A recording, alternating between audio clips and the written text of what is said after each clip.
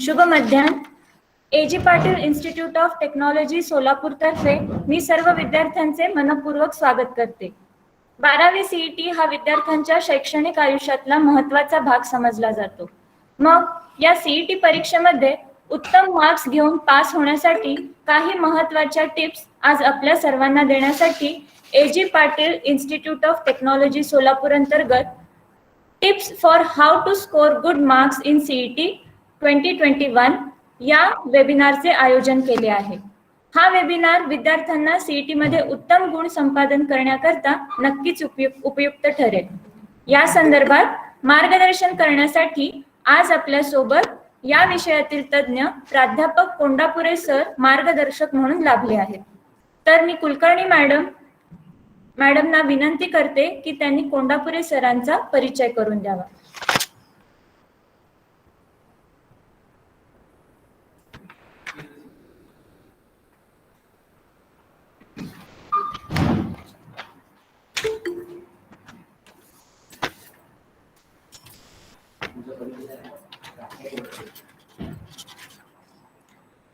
धन्यवाद रजनी मॅडम. आजच्या व्याख्यानाचे व्याख्याते प्राध्यापक कोंडापुरे सर, आमच्या कॉलेजचे प्राचार्य डॉक्टर S.A. पाटील सर, उपप्राचार्य डॉक्टर V.V. पोद्दार सर, सर्व प्राध्यापक वर्ग आणि उपस्थित विद्यार्थी मित्रमैत्रिणींनो, आज आपण CET विषयी जाणून घेणार आहोत. हे मॅडमने आपल्याला सांगितलेच आहे. त्याकरता आज आपल्याला मार्गदर्शन करण्यासाठी प्राध्यापक कोंडापुरे हे लाभलेले आहेत. त्यांची आपण थोडक्यात ओळख करून घेऊया.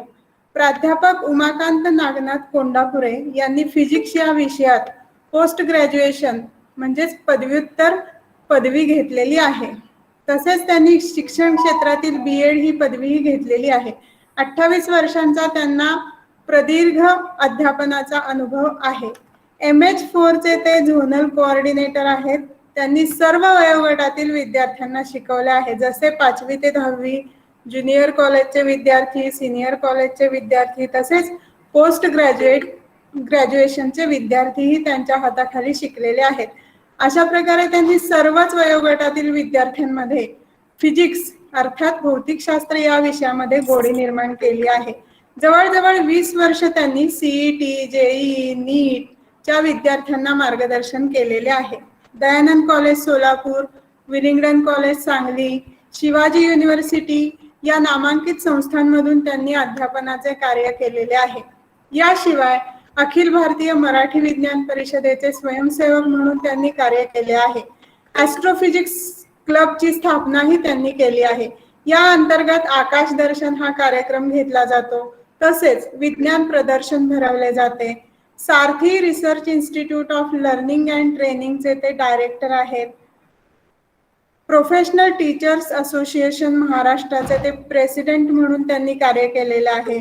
तसेच इंग्लिश फॉर मी या कॅम्पेनचे ते डायरेक्टर आहेत. तसेच भौतिकशास्त्र सारख्या अगम्य विषयातील त्यांनी 5 पुस्तकांचे लेखनही केलेले आहे. टार्गेट प्रकाशन मुंबई तर्फे ही पुस्तके त्यांची प्रकाशित झालेली आहेत. तर अशी भौतिकशास्त्र विषयातील अतिशय तज्ञ व्यक्ती आज आपल्याला मार्गदर्शनासाठी लाभलेले आहे. आपण सगळेच त्यांना ऐकण्यासाठी उत्सुक आहोत. म्हणून मी रजनी मॅडमना विनंती करते की त्यांनी पुढील कार्यक्रमाची रूपरेषा सांगावी. रजनी मॅडम.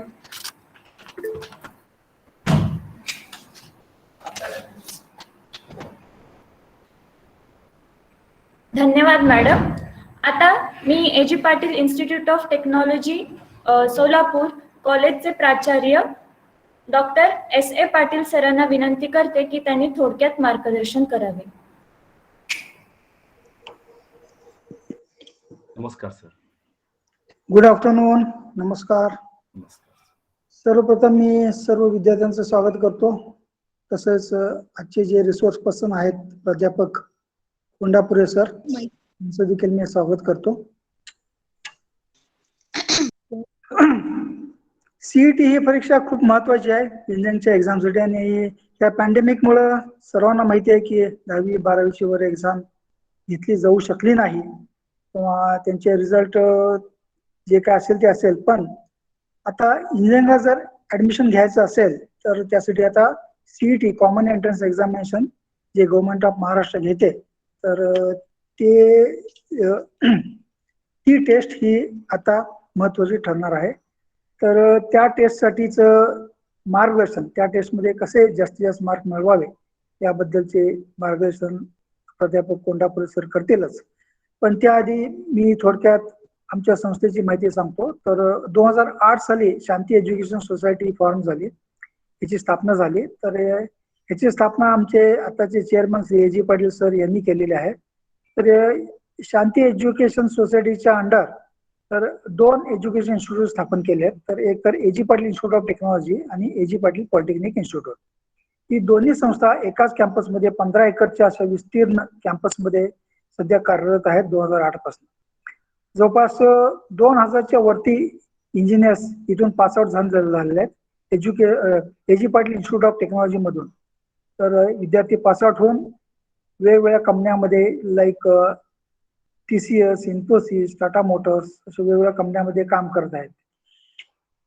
तर आमचे college A G Patil institute of Technology, आमच्या कॉलेजमध्ये 4 UG ब्रांचेस आहेत की याच्यामध्ये mechanical engineering, civil engineering, computer engineering and electronics and telecommunication. या 4 मध्ये अंडर ग्रॅज्युएट कोर्सेस आहेत आणि मेकॅनिकल इंजिनिअरिंग मध्ये 1 पोस्ट ग्रॅज्युएट कोर्स आहे की ज्याच्यामध्ये मॅन्युफॅक्चरिंग प्रोसेस इंजिनिअरिंग हा स्पेशलायझेशन सब्जेक्ट आहे. तर आमचं कॉलेज हे doctor Babasaheb Ambedkar technological university Lonere हे जे स्टेट लेवल टेक्निकल युनिव्हर्सिटी आहे तर त्याच्याशी संलग्नित आहे. म्हणजे आमचे सगळे कोर्सेस तर त्या विद्यापीठामार्फत आणि आमच्यामध्ये शिकल्यानंतर त्या विद्यापीठामार्फत सर्व विद्यार्थ्यांना बीटेक आणि एमटेक ही डिग्री देण्यात येते. नंतर आमचं कॉलेज हे नॅक अक्रेडिटेड आहे आणि थोड्या दिवसामध्ये कमिंग इयर्स मध्ये आम्ही आता NBA अक्रेडिटेशनला देखील आम्ही जात आहोत. आम्ही थोड्याच वर्षामध्ये NBA अक्रेडिटेशन देखील आम्ही करून घेऊ.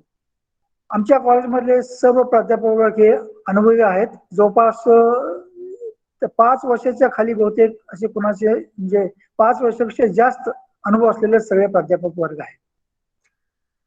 हे प्राध्यापक वर्ग नेहमीच सर्व विद्यार्थ्यांना कुठल्याही बाबतीत मार्गदर्शन करण्यासाठी नेहमी तयार असतात. आमचे बरेचसे विद्यार्थी युनिव्हर्सिटीच्या रँकमध्ये देखील चमकले आहेत आणि त्याचप्रमाणे आमच्या कॉलेजमध्ये असे बरेच फॅसिलिटी आहेत की एक फिजिकल डायरेक्टर म्हणजे स्पोर्ट्स एज्युकेशन देखील आम्ही इथे देतो. आमच्याकडे एक वेल डेव्हलप्ड जिम्नॅशियम आहे. आमचे बरेचसे विद्यार्थी युनिव्हर्सिटी टीम मधनं देखील स्पोर्ट्समध्ये खेळलेले आहेत. नंतर त्याचबरोबर आमच्या कॉलेजमधले बरेचसे विद्यार्थी ह्या नामांकित ज्या कंपन्या आहेत तर त्या कंपन्यामध्ये प्लेस झालेले आहेत. आमच्याकडे एक separate training and placement cell आहे. तर त्यांच्या मार्फत आम्ही विद्यार्थ्यांना सर्वांगीण विकासासाठी आम्ही त्यांच्यातर्फे ट्राय करतो. आम्ही सर्व विद्यार्थ्यांना आम्ही ट्रेनिंग देतो. Right from second year to final year आम्ही सर्व विद्यार्थ्यांना ट्रेनिंग देतो. नंतर डिबाटू या विद्यापीठातर्फे सर्वांना हे इंटर्नशिप म्हणजे कंपनीमध्ये प्रत्येक वर्षामध्ये कमीत कमी 1 महिन्याचा अनुभव घेणे की ज्याला आपण इंटर्नशिप म्हणतो तर हे कंपल्सरी आहे आणि त्या दृष्टीनं आमचं ट्रेनिंग अँड प्लेसमेंट सेल आणि तेथे डिपार्टमेंट हे सर्व विद्यार्थ्यांना इंटर्नशिप घेण्यासाठी मार्गदर्शन करते. नंतर त्याचप्रमाणे शेवटचं सेमिस्टर म्हणजे 8वं सेमिस्टर शेवटच्या वर्षी 6 महिने विद्यार्थ्यांना इंडस्ट्रीमध्ये काम करायचं आणि इंडस्ट्रीमध्ये प्रोजेक्ट करायची संधी मिळते. नंतर ह्या 4 वर्षामध्ये जवळपास प्रत्येक वर्षामध्ये आम्ही प्रत्येक विद्यार्थ्यांना म्हणजे प्रत्येक विद्यार्थ्यांच्या ग्रुपना आम्ही असे छोटे छोटे प्रोजेक्ट देतो की जे प्रोजेक्ट आम्ही नंतर इव्हॅल्युएट करून त्याच्यामध्ये वगैरे बक्षीस वर काढून मुलांना बक्षीस पण देतो आणि त्या प्रोजेक्टला मार्क देखील आहेत. तर अशा प्रकारे आमच्या इथे एक प्रकारचे blended learning theoretical teaching plus आहेच, प्लस इंटर्नशिप पण आहे इंडस्ट्रीमध्ये, प्लस हे वेगवेगळे छोटे मोठे प्रोजेक्ट तर आम्ही देतोच प्रत्येक वर्षी. आणि सगळ्यात शेवटच्या वर्षी एक मोठा प्रोजेक्ट की जो खूपच म्हणजे प्रॅक्टिकल बेस वरती आधारित जे प्रोजेक्ट करतात मुलं ते खूपच बघण्यासारखे आहेत. तर या इंजिनिअरिंग कोर्स हा खूप महत्वाचा आहे आणि इंजिनिअरिंग करून मुलं कुठल्याही फील्डमध्ये करू शकतात. मी असं देखील पाहिलंय की इंजिनिअरिंग करून देखील बरेच विद्यार्थी इव्हन त्याचा इंजिनिअरिंगच्या टेक्निकचा वापर करून त्यांच्या शेतीमध्ये देखील चांगला त्यांनी जे इम्प्रुव्हमेंट करून चांगलं उत्पन्न मिळवल्याचं देखील अशी उदाहरणं आहेत. तेव्हा सध्या engineering is the best education असं मी म्हणेन. तेव्हा मी सर्वांचं स्वागत करतो त्या इंजिनिअरिंग या फील्डमध्ये आणि याच्यामध्ये ऍडमिशन घेण्यासाठी जी सीईटी परीक्षा आहे तर त्यामध्ये असं चांगले मार्क मिळावे थोडा मोठ्याने बोलावं. हा ठीक आहे. ऐकायला येत नाही का? हॅलो, ऐकायला येतं? आवाज येणे सर, थोडं जोराने बोला. हा Yes, sir, you are audible. हा ठीक आहे. Audible sir, you Audible. आणि मग ते बाकी सगळ्यांना म्यूट करायचं. तर आता तुम्ही सगळं प्राध्यापक कोंडापुरे सर आता तुम्हाला मार्गदर्शन करतील आणि I am sure that you all will love it and you will take benefit of this. Thank you very much. Thank you very much sir. आता मी कोंडापुरे सरांना विनंती करते की त्यांनी विद्यार्थ्यांना मार्गदर्शन करावे. So good afternoon. आणि या कॉलेजचे सर्व प्राध्यापक, प्राचार्य आणि विद्यार्थी आणि विद्यार्थिनी या सर्वांचं मी या कार्यक्रमामध्ये पुन्हा एकदा मी सुद्धा स्वागत करतो.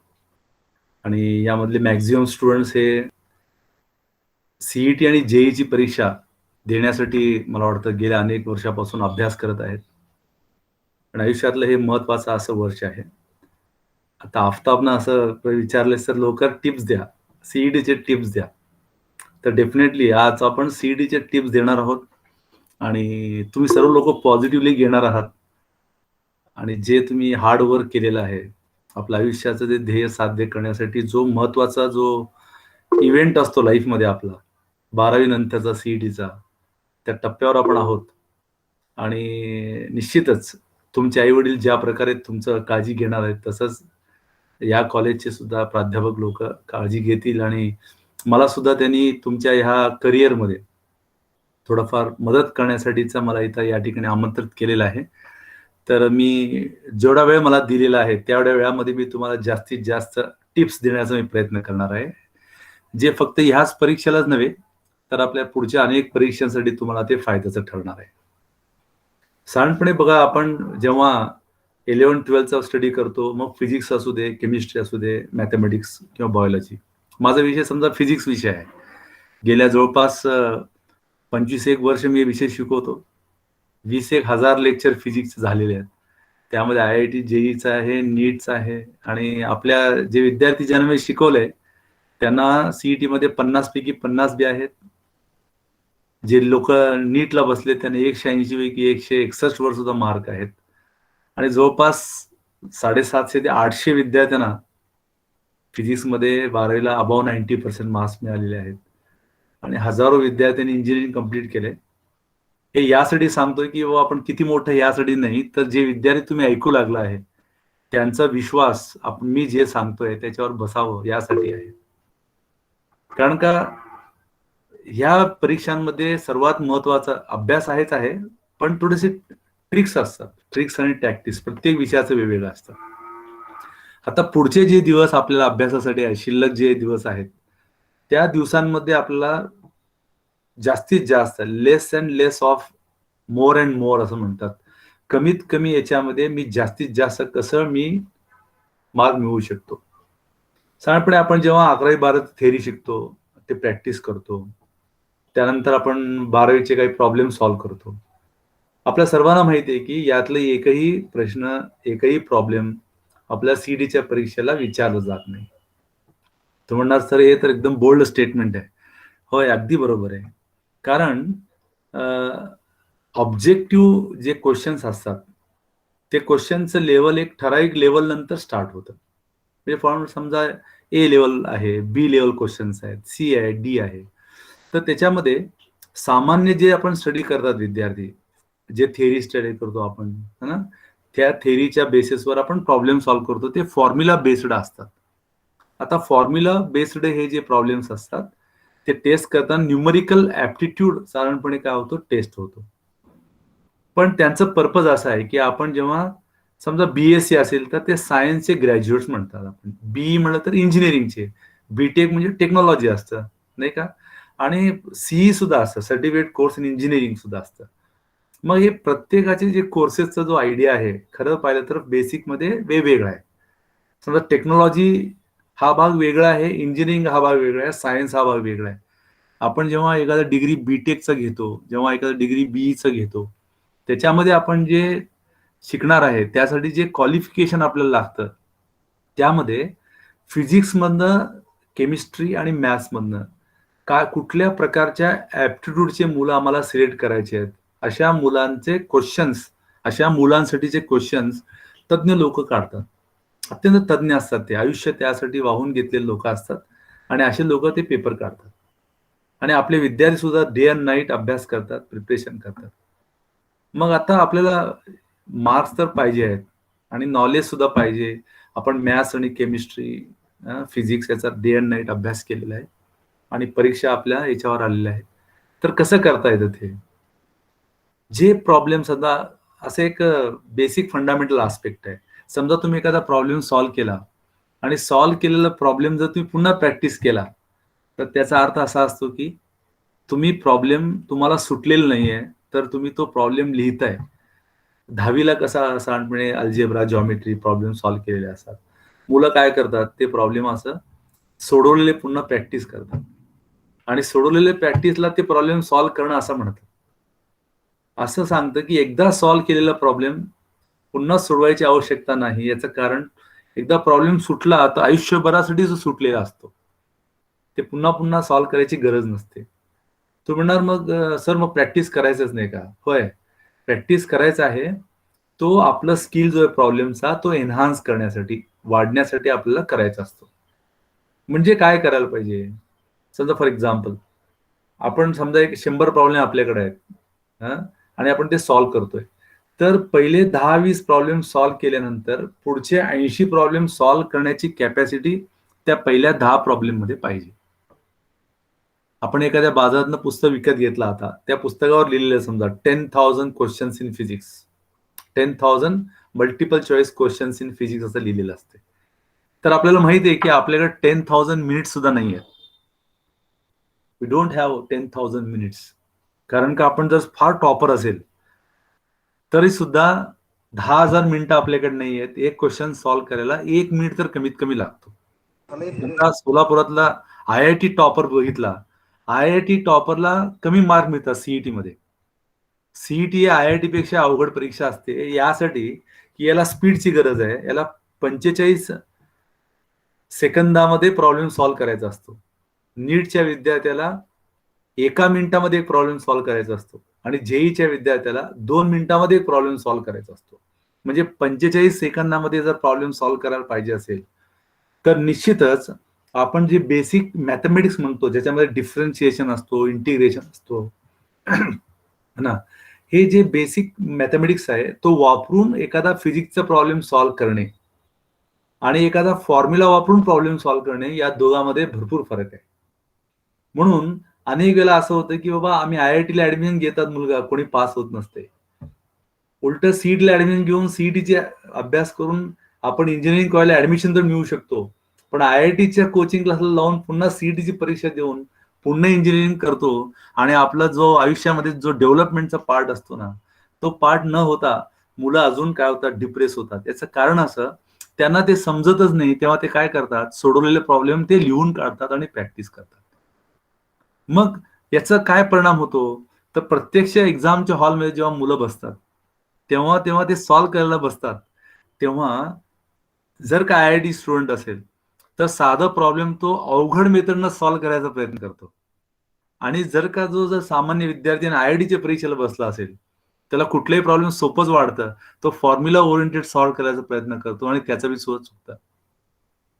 मग म्हणजे याचा अर्थ झाला की प्रत्येकाचं ह्याला ऍप्टिट्यूडचं जे टेस्ट असतो त्याला problem solving aptitude development program मधनं मुलगा घालवलं पाहिजे, असं त्यांचा तो अपेक्षा असते. मग आता आपल्या सर्वांना माहिती आहे 20-80 असं फॉर्म्युला असतो.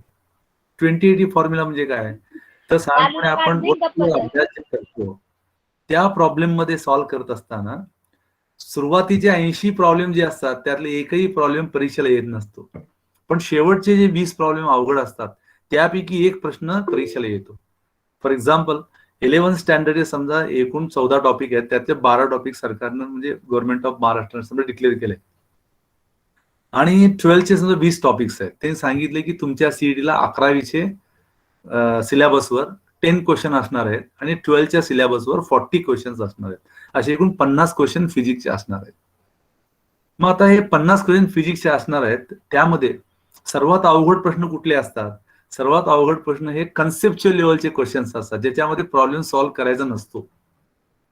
तुम्ही म्हणा असं कसं? होय, प्रॉब्लेम त्या परीक्षेला सोपे असतात, पण त्याचे जे कन्सेप्च्युअल क्वेश्चन्स असतात ते टफ असतात. याचं का असं?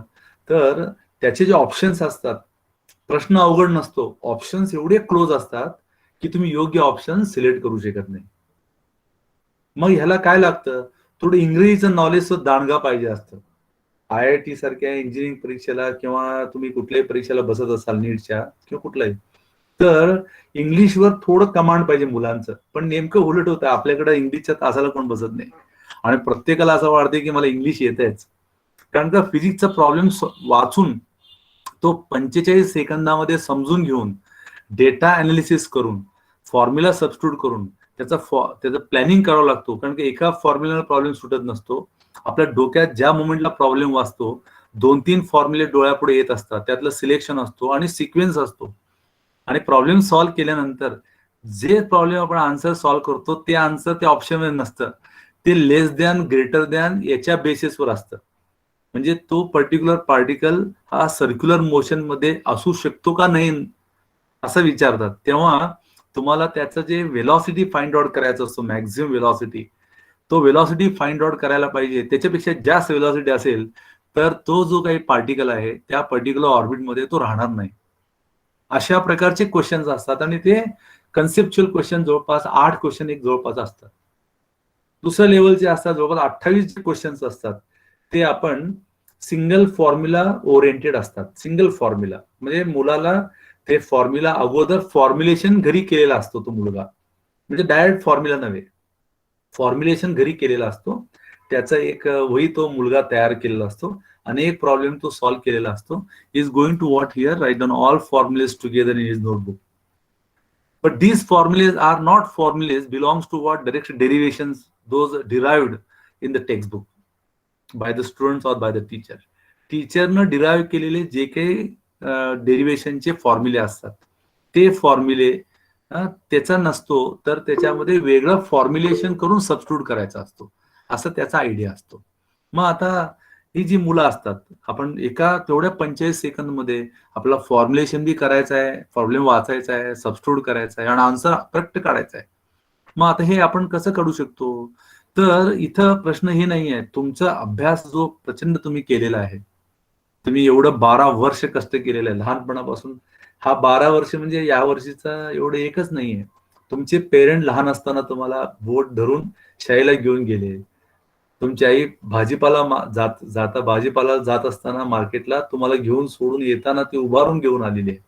असं एवढे कष्ट पालकांनी घेतलेले आहेत 5वी-6वी पर्यंत. त्यांच्या पोटात चिमटाचा हा भाग वेगळा, पण ते जे काही टाइम दिलेला असतो ना, तो ह्या 12वीचे एका वर्षासाठी दिलेला नसतो. 12वी वर्षापर्यंत त्याचा मेंटल जो हे असतो स्टेट, त्याचा टफनेस वाढवण्यासाठी पेरेंट्सना भरपूर कष्ट केलेला असतो.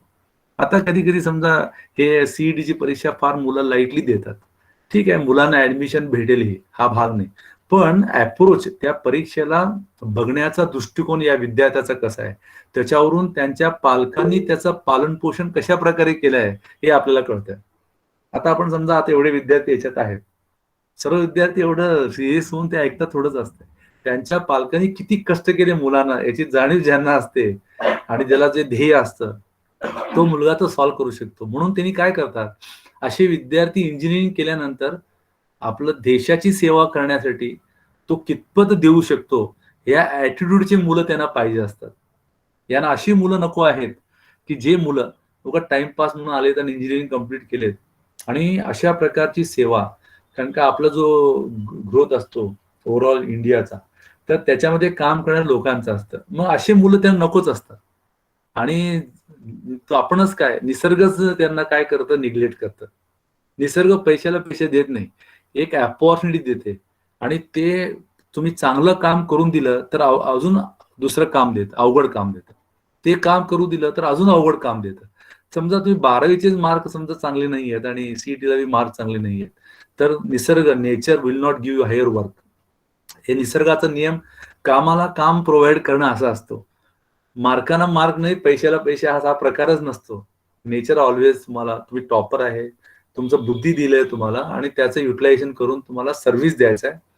समाजाचं सर्व्हिस नंतर आई वडिलांचं, फॅमिलीचा सर्व्हिस जो असतो तो आपल्याला द्यायचा असतो. मग हे गुण जे असतात त्याचे, ते एक्झाम मधनं फाइंड आउट करायचे असतात त्यांना. असे विद्यार्थी इंजिनिअरिंगसाठी त्यांना पाहिजे असतात, की जे कमिटेड आहेत लक्षात, आणि जे लोक आपल्या कामाला इम्पॉर्टन्स देतात, जे लोक त्याच्यात आपलं सेल्फ ठेवतात, ज्यांनी जे आपलं एनर्जी देणार आहेत आणि हे रिस्पॉन्सिबिलिटी घेणार आहेत, हे व्हॉलेंटरी देणार आहेत, त्याला सर्व्हिसचं एस स्टँड फॉर सेल्फ असतो, E for stand for energy असतो, आर स्टँड फॉर रिस्पॉन्सिबिलिटी असतं लक्षात. तर असं I stand for importance, C stand for courage, confidence असतो, ई स्टँड फॉर एन्थोझियाझम असतो. हा विद्यार्थी एकदम उत्साहित असला पाहिजे. तर परीक्षेचं तेवढं महत्वाचं नाहीये. आता हे तासाला हे मुलं आपण ऐकू लागलो, एवढं सुंदर ऐकायला मुलं, तर हे मुलांचं खरं लाईफमध्ये एक गोल आहे आणि तो अचीव्ह करणार आहे. तर 2080चा प्रॉब्लेम काय, तर मॅक्झिमम मुलं काय करतात, ते फिजिक्स समजून घेणे आणि प्रॅक्टिस करण्यामध्ये त्यांचं इंटरेस्ट संपतो. आणि जेव्हा खरा अभ्यासाचे प्रॉब्लेम सुरू होतात, परीक्षेला येणारे प्रॉब्लेमचा, तेव्हा त्यांचा जो काही उत्साह असतो तो संपलेला असतो. आणि ह्या विद्यार्थ्यांना उत्साह तिथपर्यंत ठेवण्यासाठी पेरेंटला बी आपल्याला एफर्ट द्यावं लागतं, टीचरला एफर्ट द्यावं लागतं, हे कोचिंग क्लासच्या सरांचं एफर्ट द्यावं लागतं. तर पहिलं टीप हे आहे की आपण जे 12वीला प्रॉब्लेम सॉल्व्ह केलेला आहे ते फक्त एका ग्लासमध्ये बघून घ्यायचं, त्याचं प्रॅक्टिस पुन्हा नाही करायचं. Don't do practice. म्हणजे जे आपल्याला येतं ते पुन्हा पुन्हा लिहून काढल्यानंतर नीट सीईटीचे प्रॉब्लेम सुटत नाही. इव्हन तो जेईचे प्रॉब्लेम तर नाही सुटणार, कारण का ते निगेटिव्ह सिस्टम आहे. याला निगेटिव्ह नाही म्हणून आपल्याला थोडासा आधार आहे की थोडं चुकलं तरी चालतं, पण मुलगा एफर्ट देतो. तर 2080 मध्ये काय असतं, तर 20% जे सिलेबस पार्ट आहे प्रॉब्लेमचा, एकाच टॉपिक, सर्क्युलर मोशन टॉपिक आहे, मोठा टॉपिक आहे, 8% क्वेश्चन्स आहेत त्याला.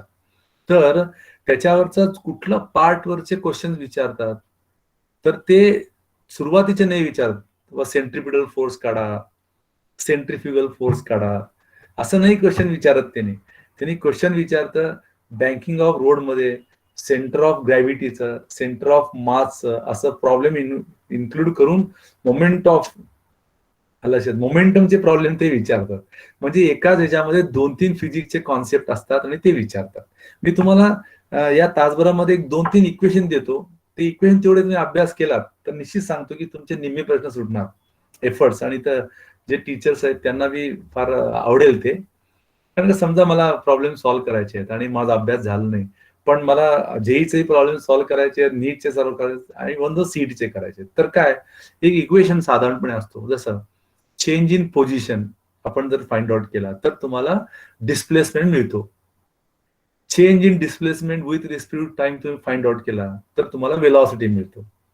Change in velocity with respect to time find out केला तर ऍक्सलरेशन मिळतो. मास इंटू ऍक्सलरेशन केला तर तुम्हाला फोर्स मिळतं. बरोबर आहे. आणि मग आता आपल्याला लक्षात येतं की हे फोर्स पर युनिट एरिया म्हणजे प्रेशर असतो.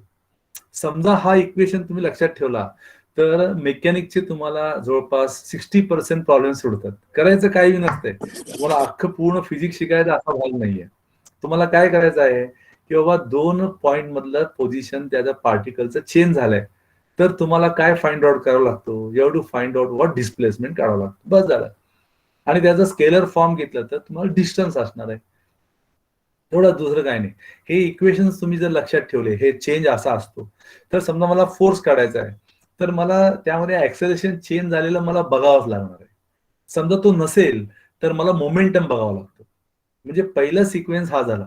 दुसरा सिक्वेन्स कशाचा असतो, तो असतो मोमेंटम असतो आणि एनर्जी असतो आणि law of conservation of momentum. हे 3 गोष्टींवर पुढचे 2 टॉपिकचे प्रॉब्लेम सुटतात. फॉर एक्झाम्पल तुम्ही रोटेशनल मोशन टॉपिक कन्सिडर केला, समजा तुम्ही ऑसिलेटेड मोशन म्हणजे ऑसिलेशन टॉपिकचा तुम्ही अभ्यास केला, तर हे ऑसिलेशन टॉपिक आणि रोटेशनल मोशन टॉपिक तुम्ही आयआयटीच्या विद्यार्थ्यांना विचारलं सर्वात अवघड टॉपिक कुठला असतं, ते मुलगा सांगतो ऑसिलेटरी मोशन आणि रोटेशनल मोशन अवघड असतं. पेपर 2 मध्ये कुठलं अवघड असतं, तो मुलगा सांगतो की बाबा इलेक्ट्रोमॅग्नेटिक इंडक्शन टॉपिक सर्वात अवघड असतं असं सांगतो. का तर ते इलेक्ट्रोडायनेमिक्स आहे आणि हा मेकॅनिक्स आहे. मेकॅनिक्स आणि हे दोन्ही मिळून इलेक्ट्रोडायनेमिक्स तयार होतं. आपल्या सर्वांना आता इंजिनिअरिंगला आपण सर्व प्राध्यापक लोक शिकवत आहेत, तुम्हाला माहिती आहे. मग आता हे 2080 मध्ये काय आहे, तर तुम्हाला असे प्रॉब्लेम्स मी तुम्हाला पहिलं इक्वेशन सांगितलं की तुमचे 50% प्रॉब्लेम मेकॅनिकचे सहज एवढं लक्षात ठेवलं तरी सोडतं. त्याला लई प्रॅक्टिस करण्याची काही आवश्यकता नाही, आपल्याला भासत नाही. फक्त you have to do observation. तुम्ही ऑब्झर्वेशन केलं पाहिजे. मी तुम्हाला हे बी सांगतो की बाबा ते मार्क मिळवण्यासाठी काय काय पेजेस तुम्ही वाचलं तर तुम्हाला डायरेक्ट मार्क मिळू शकतात. असं नाही की मी तुम्हाला फिजिक्स वाचून असं सांगितलं नाही. तुम्ही भरपूर अभ्यास केलाय फिजिक्सचा, तर तो 80% पार्ट परीक्षेला विचारला जात नाही. त्याच्या समज नंतर जे 20% असतो तेच तुम्हाला मार्क मिळवून देतं.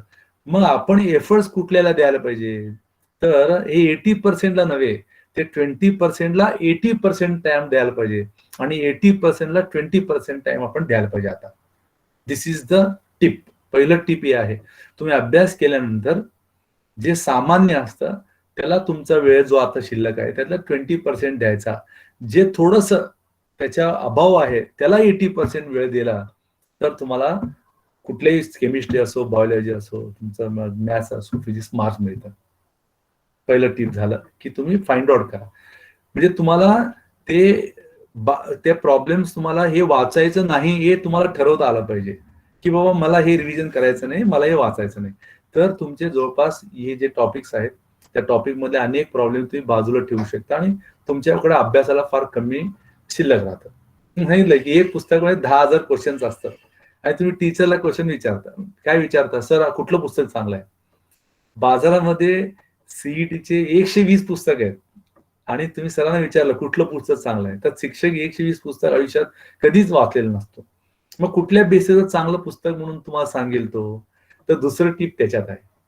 समजा तुम्हाला लातूर पॅटर्न पुस्तक चांगलं आहे, तुम्ही विकत घेतला किंवा तुम्ही दुसरं 2-4 पुस्तक विकत घेतला कारण का कोणीतरी तुम्हाला सांगितलं ते पुस्तक चांगलं आहे.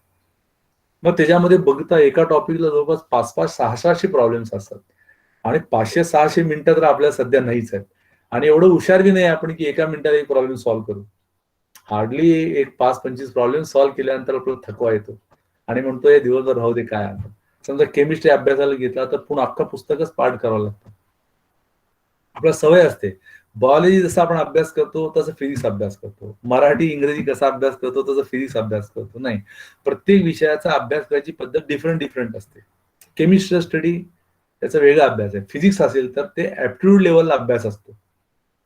केमिस्ट्री असेल तर ते ट्रिक्स आणि टॅक्टिक्स लेवलला अभ्यास असतो. बायोलॉजी असेल तर ते रिकॉलिंग प्रोसेसवर स्टडी असतो. मॅथमॅटिक्स असेल तर प्रॅक्टिस असतो. ऍप्टिट्यूड इकडं मॅथमॅटिक्सला प्रॅक्टिस असतो, केमिस्ट्रीला ट्रिक्स आणि टॅक्टिक्स असतात, बायोलॉजीला तुम्हाला रिकग्नाइज करायचा असतो आन्सर तिथं असतो पण रिकग्नाइज करायचा असतो. त्या तिघांनाही वेगळ्या प्रकारचा अभ्यास करावा लागतो. मग आपण एवढे पैसे खर्च केले याचा काही संबंध नाही. आपण कशा प्रकारे इन्व्हेस्ट केला पैसे सुद्धा, कुठल्या ह्याला आपण इन्व्हेस्ट केला पाहिजे ह्याला जास्त महत्व असते. मग आता लोक सुद्धा असंच करतात. तुम्ही समजा आयआयटीचा अभ्यास करवला जेईसाठी, तर तुम्हाला लवकर कळून येऊ नये की तुम्ही त्या क्वालिटीचे विद्यार्थी नाही म्हणून सुरुवातीपासून ते काय करतात, तुम्हाला येतं असंच दाखवतात. येतं असं दाखवणं वेगळं, तुम्हाला हे येत नाही मी करून घेणं हा भाग वेगळा. कारण का विद्यार्थ्याला येत नाही म्हणलं तर लगेच तो काय करतो, पालकांना तक्रार करतो. मग दुसरं टिप काय आहे, तर असं पुस्तक तुम्ही निवडायचं या पुढच्या काळामध्ये. एकच पुस्तक, ओनली वन सिंगल बुक तुम्हाला 100% मार्क मिळवून देतं. असं कोणी ऑथर नाहीये की तो पुस्तक लिहिताना असं कुठलाही प्रॉब्लेम टाकतो, असं कधी नसतं. तुम्ही एकच पुस्तक घेतलं, सॉल्व्ह करायला घेतलं, 4 प्रॉब्लेम सुटले, 5वा नाही सुटला, तसंच सोडून द्यायचं नाही. तो टॉपिक सोडवल्यानंतर कुठले प्रॉब्लेम येत नाहीत ते सोडवण्यासाठी काय वाचावं लागतं, ते वाचल्याशिवाय तुमचा अभ्यास पूर्ण होत नाही. नाहीतर तुम्ही समजा हे न आलेले प्रॉब्लेम पुस्तक तसंच ठेवलात आणि न आलेले तुम्ही तसं वाढवत गेलात तर फक्त तुम्हाला जे येतं तेच पक्क करणार, न आलेलं कधी पक्क होणार नाही. आणि पक्क लक्षात ठेवायचं की तुम्हाला न आलेला जे प्रॉब्लेमचा प्रकार असतो तो एक्झाम मध्ये जास्त हायलाइटेड असतो. याचं कारण असं की ते प्रॉब्लेमला एफर्टची गरज असते. पहिल्या प्रॉब्लेमला ते सॉल्व्ह न करता सुद्धा इथं समजा तुम्हाला प्रॉब्लेम सॉल्व्ह करता येत असेल तर एक्झामच्या हॉलमध्ये सुद्धा सॉल्व्ह करता येतं. सीईटीचं, नीटचं, जेईचं एक मंत्र असा आहे की जे प्रॉब्लेम तुम्ही आता इथे सॉल्व्ह करू शकता ते तुम्ही न सॉल्व्ह केलं तरी एक्झामला तुम्ही सॉल्व्ह करू शकला असता. पण मुलगा काय करतो, आपलं आवडतं ना, सॉल्व्ह केलेलं समाधान भेटतो म्हणून तो काय करतो, येणारे प्रॉब्लेमच सॉल्व्ह करतो. आणि पेरेंट विचारतात काय रे अभ्यास करू लागला, म्हणतो अभ्यास करू लागलो. पण त्याला हे कळत नाही की माझं वेळ, मला जे येतं तेच खर्च करण्यासाठी माझा चाललेला आहे. न आलेल्याचा मला अभ्यास करायला त्याला कोणीतरी सांगायला पाहिजे. त्याला जी भीती आहे की बाबा मला येत नाही आणि याला अभ्यास करावा लागतो. तर पहिल्यांदा एक पुस्तक घेतलं समजा, तर त्या पुस्तक चांगलं कसं कळणार, तर त्या पुस्तकात समजा एक सर्क्युलर मोशन नावाचा टॉपिक आहे. त्यातले समजा 480 क्वेश्चन्स आहेत, प्रॉब्लेम्स आहेत त्याच्यामध्ये. पहिले 5-50 प्रॉब्लेम सॉल्व्ह केल्यानंतर थोडं थांबायचं आणि मग मधून मधून क्वेश्चन बघायचे त्याचे. हे 50 प्रॉब्लेम सॉल्व्ह केल्यानंतर जर का नंतरचे प्रॉब्लेम जर सुटत असतील तर तो पुस्तक चांगला आहे. नाहीतर उघड तुम्ही 400 प्रॉब्लेम असं कोणी सॉल्व्ह करत नसते. Don't do say that. That is simple attar foolishness म्हणतात त्याला. का? प्रॉब्लेमचं पुस्तक चांगलं त्यालाच म्हणायचं पहिले 5-50 प्रॉब्लेम सॉल्व्ह केल्यानंतर पुढचे 300 प्रॉब्लेम सॉल्व्ह करायची कॅपॅसिटी तो मिळवून दिलं पाहिजे. मग आता आपण समजा आता मी कोचिंग क्लासमध्ये आहे, गेल्या जवळपास 20-25-30 वर्ष तर झाले असे शिकवत असेल. माझ्या घरामध्ये आकाशचं सर्व असतो, ब्रिलियंट अकॅडमीचं असतं, जगातले तुमचे जेवढे पुस्तक आहेत 4000 पुस्तक आहेत माझ्या घरात, सर्व नोट्स आहेत, सर्व कोचिंग क्लासचे नोट्स आहेत, सर्व आहेत. आपण नॅशनल शिकवतो. काय उपयोग आहे त्याचा? जोपर्यंत मी विद्यार्थ्यांना ते सॉल्व्ह करायला शिकवत नाही तोपर्यंत माझ्या या नोट्सचा काय उपयोग नाही. आकाशचे नोट्स आहेत म्हणून मी टॉप करत नसतो. सोलापुरात आपण टॉप न करण्याचा IIT मध्ये सर्वात प्रॉब्लेम काय असतो, ते मुलगा तेवढा तो भक्त नसतो, त्याचा सब्जेक्ट त्याला आवडायला पाहिजे असतो. तसं ती आवडण्यासाठी मग आपण आवडून काय इंजिनियर जातो थोडं जाय, तसं नाही. पालकांनी आज सांगितलंय किंवा आपल्याला करिअर करायचं म्हणून जातो. मुलाचं बी काय चूक नाही. दुसरं मेथड, पहिला मेथड मी तुम्हाला सांगितलंय की काय, तो 20% जे क्वेश्चन्स आहेत त्याला टिक मार्क करा आणि त्याचा अभ्यास करा आणि कमी वेळात होतो. अत्यंत हार्डली 300-400 क्वेश्चन्स असतात आणि 300-400 क्वेश्चन तुम्हाला ते फाइंड आउट करायचे असतात. तो कसा टिक मार्क करायचा मी तुम्हाला तो बी सांगणार आहे. How you are going to tick mark the problems, आलं लक्षात, ते तुम्हाला मस्तपैकी सांगणार आहे. आणि नंतर तुमचा आवाज येत नाहीये मला. हा, येत नाही का आवाज भाऊ? माझा आवाज येतो सर तुम्हाला सर्वांना, इतर लोकांना? हा, ओके, गुड गुड. हा, मग येत. Okay, yes, thank you brother. ऐकण्याची इच्छा जाहीर केली, it is very nice. Good good. मग आता दुसरं पॉईंट म्हणतो, असं पुस्तक निवडायचं कसं ते सांगितलंय की पहिले 50 सोडल्यानंतर मग बघायचं उरले 300 कुठलेही प्रॉब्लेम कमीत कमी कळतो का मला, तर तो पुस्तक चांगला आहे. अदरवाईज 400 प्रॉब्लेम दिले आणि 400 सोडवले तुम्ही, तसं करायचं नाही. तेवढा वेळ आपल्याकडे नसतो. हा दुसरा आस्पेक्ट झाला. तिसरा आस्पेक्ट महत्वाचा काय आहे, तर साधारणपणे आपलं कुठल्याही बाजारातलं पुस्तक विकत घेतल्यानंतर त्याच्या पाठीमागे प्रॉब्लेम सॉल्व्ह असतात. तुमचा आवाज येत नाहीये मला. मागं ते प्रॉब्लेम कसे सॉल्व्ह केलेले असतात आणि हे सॉल्व्ह केलेले जे प्रॉब्लेम्स आहेत ना, त्याच्याकडे तुम्ही बघून घ्यायचं की बाबा या टॉपिकचे सॉल्व्ड प्रॉब्लेम मध्ये कुठला फॉर्म्युला रिपीटेडली येतोय तो बघायचा, ते सर्व. आणि मग आपल्याला कळतं की हे 400 प्रॉब्लेम पैकी जवळपास 200 प्रॉब्लेम मध्ये फॉर्म्युला रिपीटेडली तोच वापरून सॉल्व्ह केलेला आहे.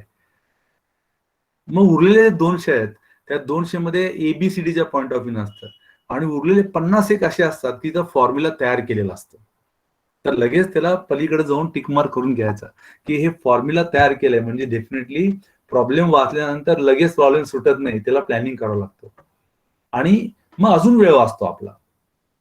तो टिकमार्क करणं फार महत्वाचं आहे. म्हणजे आपल्याला एक्सक्लुझिव्ह स्टडी करायचा असेल तर तुम्हाला त्याच्यामधलं काही गोष्ट काढून टाकावं लागतो, एक्सक्लुझिव्हिटी ज्याला म्हणतो आपण. आणि मग परीक्षेला गेल्यानंतर तुम्हाला जे तुम्ही सिलेक्ट केलेलं असतात टिकमार्क, तेच क्वेश्चन तंतोतंत परीक्षेला तुम्हाला दिसतात. आणि हा भाग शॉर्टकटचा नाही, हा भाग परीक्षेच्या टेक्निकचा आहे. जे आमच्या विद्यार्थ्यांना जवळपास एवढे वर्षामध्ये हजारो विद्यार्थी झाले, त्यांना मी असंच प्रॉब्लेम्स वगैरे कलेक्ट करून त्यांना फीडिंग केलेलं आहे. लास्ट 20% क्वेश्चन जे असतात ना त्या प्रकारे. मग आता पुढचं तिसरं झालं टिप. आता चौथं टिप काय असतो, चौथं टीप म्हणजे आपल्या इंजिनिअरिंगच्या परीक्षेला आपण जे सीईटी परीक्षा बसतो त्या स्टुडंटला स्वतःसाठी 1 मिनिट म्हणजे किती असतं माहितच नसतं. तुम्ही म्हणा सर 1 मिनिट गड्यात 1 मिनिट सर्वांना असतो, तसं नसते ब्रदर. ते प्रत्येकाला 1 मिनिट स्वतःचा वेगवेगळा असतो. तुम्ही टॉपरला विचारा 1 मिनिटात काय, त्याला एक आयडिया स्वतःच मिनिट असतो डोक्यात. मग त्याला कळतं की एवढ्या वेळात मला प्रॉब्लेम सॉल्व्ह करायचा आहे. तर गड्यातनं तो 1 मिनिट करत नसतो, डोक्यातनं जे 1 मिनिट असतं त्याला म्हणतात एक्सपिरियन्स जो असतो ना, 1 minute experience of 60 seconds that you have to take first. म्हणून प्रत्येक वेळेला सॉल्व्ह करताना घड्याळ ठेवून 1 मिनिट किती असतात ते बघायचं, सुटू दे न सुटू दे त्या संबंध नाही. इव्हन तो समजा प्रॉब्लेम वाचण्यामध्येच 1 मिनिट गेला तरी आपल्याला चालतं, त्याचं काय अडचण नाही. पण तो 1 मिनिट जो आपल्याला सॉल्व्ह करण्यासाठी जो दिलेला असतो 45 सेकंद, तर ते 45 सेकंडचा आयडिया तुम्हाला माहित पाहिजे. आणि असे विद्यार्थीच पुढे फ्युचरमध्ये काय तर करू शकतात हे 100% लक्षात ठेवायचं, ज्यांना स्वतःसाठी 1 मिनिट किती बघता यायला पाहिजे. अदरवाईज तुम्ही किती हुशार असेल आयुष्यभरात तुम्हाला कमीच मार्क मिळणार आणि तुम्ही इव्हन तो इंटरव्ह्यू सुद्धा क्वालिफाय करणार नाही, ज्याला टाइमचं माहित नाही, एसेन्स माहित नाही. म्हणून तो पहिल्यांदा आपण 1 मिनिट माझ्यासाठी किती आहे ते फाइंड आउट करायचं, म्हणजे तुमचा पेपर पूर्ण सुटतो. जेव्हा आपण 50 क्वेश्चन सॉल्व्ह केल्यानंतर 20 बरोबर येणारेच असतात, 100 सॉल्व्ह केलं तर 40 येणारेच असतात. आणि हे जे आहे 200 क्वेश्चन असल्यामुळं तुमचा जो मार्क वाढणारा असतो ना, तो नंबर ऑफ क्वेश्चन किती तुम्ही अटेंड केलेला आहे तो वाढत जातो. किती नंबर ऑफ क्वेश्चन तो वाढवला ना, ऑटोमॅटिकली आपले मार्क वाढतात. मग आता आपण एवढं वर्षभर शिकलो फिजिक्स आणि आपला ऐन वेळेला फिजिक्सलाच मार्क कमी पडतात. समजा मॅथ्स, आपण इंजिनिअरिंगला जायचं आहे, तो विचार इंजिनिअरिंगला काय करणार, ते म्हणणार मी केमिस्ट्री स्टडी करणार, मला केमिस्ट्री आवडतं. आता केमिस्ट्री आवडतं याचा इंजिनिअरिंगचा जो पार्ट असतो ना, इंजिनिअरिंगचा स्वभाव जो असतो, समजा केमिकल इंजिनिअरिंग मला करायचं आहे, तर त्याचा मॅथमॅटिकल आस्पेक्ट जो असतो त्याचा स्वभाव, तो फिजिक्स आणि मॅथ्स मिळवलं तर आपल्याला माहिती आहे मेकॅनिकल इंजिनिअर प्रोडक्शन असेल, त्या मुलाला विचारा तुम्ही कुठलं इंजिनिअर होणार, ते मेकॅनिकल इंजिनिअर होणार. त्याला विचारलं त्यात काय असतं रे, त्याला माहित नसतं त्यात काय शिकायचं असतं. प्रोडक्शन इंजिनिअरिंग मध्ये काय असतं त्याला माहित नसतं. आणि आपण इंजिनिअरिंग कॉलेजचे आता एजी पाटीलचे तुम्ही कॉलेजचे शिक्षक आहे, तुम्ही एवढं प्रेमाने सर्वांना बोलवलंय आणि त्यांना तुम्ही सांगायचा प्रयत्न केला, समजा अरे मेकॅनिकल इंजिनिअरिंग मध्ये हे शिकायचं असतं, तर त्याला तेव्हा कळतं रे माझा आवडीचाच हे विषय आहे. तेव्हा हा विद्यार्थी सीईटीचा डबल अभ्यास करतो, त्याला आयडिया नसतं. तसं केमिकल इंजिनिअरिंग करायचं आहे आणि त्याला दुसऱ्या विषयामध्ये इंटरेस्ट असतो, तो काय आपल्याला कळत नाही. म्हणून आता इंजिनिअरिंग म्हणल्यानंतर तुम्ही म्हणता फिजिक्सचा वापर. Engineering is nothing but what we are using principles and laws of physics by using mathematics. Mathematics वापरून फिजिक्सचे जे लॉज असतात त्याचा वापर करणे ते इंजिनिअरिंगचा पार्ट असतो, जेणेकरून आपल्या लाईफ मधलं जे काही अडचणी आहेत ते आपण इंजिनिअरिंगच्या सहाय्याने सॉल्व्ह करू शकतो. त्याच्यापेक्षा थोडं बघितलं तर टेक्नॉलॉजी नवीन नवीन आपण याच्या समजवरून आणू शकतो. मग आता मुलगा मी फिजिक्स अभ्यास मला आवडत नाही म्हणलं, मॅथ्स आवडत नाही, मग इंजिनिअरिंग करणार कसं? It is not possible at all. आणि तो मॅथमॅटिक्सचा एक लेवल आहे तसं. म्हणून पहिल्यांदा काय आपण करतो, समजा मॅथमॅटिक्स आपल्याला आवडत नाही किंवा फिजिक्स आवडत नाही, तर मार्क घेता येतं कसं? मी आता सांगितलंय की तुम्ही जे 12वीच्या पुस्तकाच्या खाली जे प्रॉब्लेम दिलेले असतात आपल्या सध्या प्रिंटेड फॉर्मॅटमध्ये, ते प्रॉब्लेम जे सिलेक्ट केलेलं असतं ना, सिलेक्ट त्याचं लँग्वेज बघायचं आपण. We have to read that. तो प्रॉब्लेमचं लँग्वेज जो आहे ना, तो सेम लँग्वेज आपल्या क्वेश्चन पेपरमध्ये असतो. बाजारात समजा आम्ही पुस्तक एखादं समजा फाइंड आउट केला, समजा एखाद्याने मला सांगितलं सर तुम्ही सब ऑथर आहे, एवढे एवढे प्रॉब्लेम्स काढा, आम्ही काढलो, तर त्यांनी काय करतं, स्वतः असलेलं लिहितं बरोबर आहे, पण त्याच्यामध्ये भरपूर चुका बी असतात. उगाच वेळ जातो म्हणून काय करतात, ते जे एबीसीडी मध्ये जे ऑप्शन्स असतात ना, ते ऑप्शन एक बरोबर उत्तर टाकून दुसरे अंदाजपंचे टाकतात. मग असं टाकल्यानंतर तो चांगलं पुस्तक नसतो. तर हे जे नॅशनल लेवलला जे शिक्षक लोक असतात, स्टेट लेवलला कॉलेज शिक्षक असतात, ते फार प्रेमाने कॅल्क्युलेट करून एका क्वेश्चनला 1 वीक देतात. असे 50 क्वेश्चन्स काढायचं असेल तर त्याला 2 महिने दिलेला असतो आणि एका ऑप्शनला तो दिवस घेतो आणि त्या ऑप्शनसाठी इंग्लिशचा अभ्यास करतो आणि मुलांच्या डोक्यातनं त्याला समजलेला कॉन्सेप्ट बरोबर त्याला काढायचा असतो. असा अंदाज म्हणजे तो काही क्वेश्चन काढत नाही. पण बाजारातली जी पुस्तकं असतात की नाही, त्यामध्ये थोडासा पळापळी असतो. म्हणून जे आपल्याला सिलेबसमध्ये मेन्शन केलेली पुस्तकं असतात, त्या पुस्तकाच्या खाली जे सॉल्व्ड प्रॉब्लेम्स असतात, त्या प्रॉब्लेमचा जो लँग्वेज असतो तो फार व्यवस्थित वाचायला पाहिजे आणि त्याच्यामध्ये जो कॉन्सेप्ट विचारण्याची पद्धत आहे त्याला अंडरलाईन करायचं आणि त्याच्यावरच आपल्या सीईटीचे प्रॉब्लेम्स असतात. आजच तुम्ही घरी जाऊन बघा, फिजिक्सचं पुस्तक काढा, सर्क्युलर मोशन तिथं बघा, त्याच्यामध्ये असे काही तुम्हाला टर्म दिसतात की ते प्रॉब्लेमचा संपूर्ण तो इक्वेन्स असतो. तर तुम्ही काय करायचं, साधं तो सोपं, जसं म्हणलं 20% प्रॉब्लेमचा स्टडी करायचा आहे, दुसरं ओनली 50 प्रॉब्लेम्सच पुस्तकातले सॉल्व्ह करायचे आहेत. नंतर तुम्ही टॉपिकच्या खाली जे क्वेश्चन्स असतात, प्रॉब्लेम्स असतात, कोणाचा आवाज, हा ओके, सर्वांना ऐकू येतं ना आवाज, हा ओके. तर ते जे प्रॉब्लेम्स आहेत आपण ते फाइंड आउट करायला पाहिजे. आता ही पद्धत सर्व एक्झामला, सर्व विषयासाठी सुद्धा तशीच लागू पडते. कारण का एवढ्या वर्षामध्ये आम्ही जे अभ्यास केलेला आहे याचा अभ्यास मुलांना करून घ्यायचा. आता एक टॉपर आहे त्याचा अभ्यास करून घ्यायचा आहे, तर आपण तो कसं करून घ्यायचं, त्याला बसून आपण काय करून घेतो, बाबा हे जगातले सर्व मुलं हे सोडवतात ते सोड, मी तुला त्याच्या पुढचे प्रॉब्लेम 2-3 विचारतो आणि समजून घेतो की तुला ते येतं का. येत नसेल तर मग त्याला वाचायला सांगतो, बाबा तुम्ही हे वाचा. तसं तुम्ही काय करायचं, तेवढेच एक समजा एका टॉपिकला मोजून 13 प्रॉब्लेम्स आहेत सर्क्युलर मोशनच्या खाली, समजा 13 प्रॉब्लेम्स आहेत, तर एका टॉपिकचे 13 ते 14 प्रकार असतात प्रॉब्लेमचे. 20 टॉपिक किती झाले, 260 प्रकार झाले प्रॉब्लेमचे. त्या 260 प्रॉब्लेमच्या प्रकारामध्ये टफेस्ट प्रॉब्लेम जर बघितलं तर हार्डली 60-65 टाइप्स असतात. 60-65 टाइप्सच लँग्वेज चेंज करून, सिच्युएशन चेंज करून, ऑप्शन्स अगदी क्लोज ठेवून त्याच्यामध्ये significant figures, order of magnitude, units and dimension, vectors, हे बेसिक फंडामेंटल टेस्ट करतात. प्रॉब्लेम सॉल्व्ह केल्यानंतर तो डिजिट डेसिमल नंतर सेकंड पर्यंत घेताना, थर्ड पर्यंत घेताना राऊंड ऑफ करतो का. त्या मुलाला आता समजा सेंटीमीटर मध्ये समजा वर्नियर कॅलिपर वापरला असेल तर सेकंड डिजिट पर्यंत आन्सर लिहिलेला आहे का. सेकंड डिजिटला समजा तो बघितला ते 5 पेक्षा जास्त अलीकडे 1 वाढवलंय का. असं राऊंड ऑफ काय करतो, कुठला नियम वापरतो, हे आपल्या सायन्स मध्ये सर्वात महत्वाचं असतं. तर हे एक्झामिनर काय करतात, आता आपलं टॉपरला जेव्हा आपण सांगतो की भाऊ तो प्रॉब्लेम सॉल्व्ह करून उपयोग नाही आहे, तुझा आन्सर मला order of magnitude significant figure पर्यंत यायला पाहिजे. तुला दिलेले जे काही डेटा आहे त्या डेटामध्ये जे कॉन्स्टंट आहे त्या कॉन्स्टंटचं युनिट काय आहे आणि त्याचं डेसिमल समजा 9.80 असेल, 9.81 असेल तर आन्सर 9.81 मध्ये पाहिजे, 9.8 चालत नसतो. हा अत्यंत महत्वाचा आहे. सीईटीचे मॅक्झिमम क्वेश्चन ते असंच टॅकल करतात. कारण का मुलाला 11th स्टँडर्ड मधला पहिला टॉपिक जो असतो युनिट्स अँड मेजरमेंट, हे त्यांना टेस्ट करायचं. कारण का सर्व टॉपिक मध्ये युनिट्स अँड मेजरमेंट असतोच आणि physics is a science of measurement आहे, मुलं विसरतात. पहिल्या टॉपिक मध्ये सांगितलेलं आहे physics is a science of measurement. Physics is a science which deals with nature and natural phenomena असं म्हणलेलं आहे. मग आता निसर्गातले सर्व जे काही डोळ्याला दिसतं ते आपल्या फिजिक्सचे प्रॉब्लेम्स आहेत, फक्त फॉर्म्युल्यामध्ये आपल्याला तो बसवायचा असतो. एवढं सोपं असं टिकमार्क करायचा असतो आणि शक्यतो सिच्युएशन ओरिएंटेड क्वेश्चन विचारतात जे डोळ्याला दिसतं. समजा एखादा ऑब्जेक्ट समजा सरफेसवर ठेवलाय, त्याला तुम्हाला फोर्स अप्लाय केला, तो मूव्ह होतो. तुम्हाला विचारलं की न्यूटनच्या फर्स्ट लॉ नुसार फोर्स जो आहे तो कशावर डिपेंड असं विचारलं तर फार अवघड वाटतं मुलांना. आणि इव्हन तो मोठे विद्यार्थी अभ्यास करून सुद्धा ते उत्तर देऊ शकत नाहीत. फिजिक्स न्यूटनच्या पहिल्या लॉ नुसार फिजिक्स काय, व्हॉट इज फोर्स असं विचारलं तर तो मुलगा उत्तर देऊ शकत नाही. याचं कारण असं, फोर्स डेफिनेशन जर न्यूटनच्या लॉ नुसार बघितलं तर फ्रिक्शनचा उल्लेख नसतो. Without Newton laws of motion जेव्हा फोर्स डिफाईन करतो तेव्हा फ्रिक्शन असतो.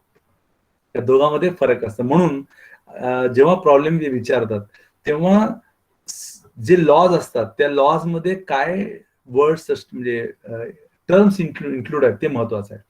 जसं मुलांना आता टर्म बघतच नाही, ते वर्ड बघतात. वर्ड म्हणजे इंग्रजीमध्ये स्टेटमेंटनुसार त्याचं हे बदलतं, आयडिया बदलतं, त्याचा मिनिंग बदलतो.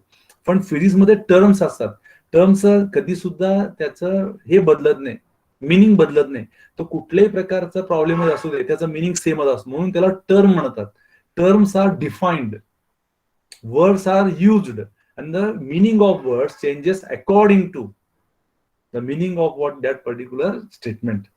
पण फिजिक्स मध्ये असं नसतो, टर्म असतो. हा अत्यंत महत्वाचा गोष्ट त्या मुलाला कळायला पाहिजे. याला बी वेळ लागत नसतो, एक दिवस वेळ द्यायचा असतो आणि तो फाइंड आउट करायचा असतो. हा झाला.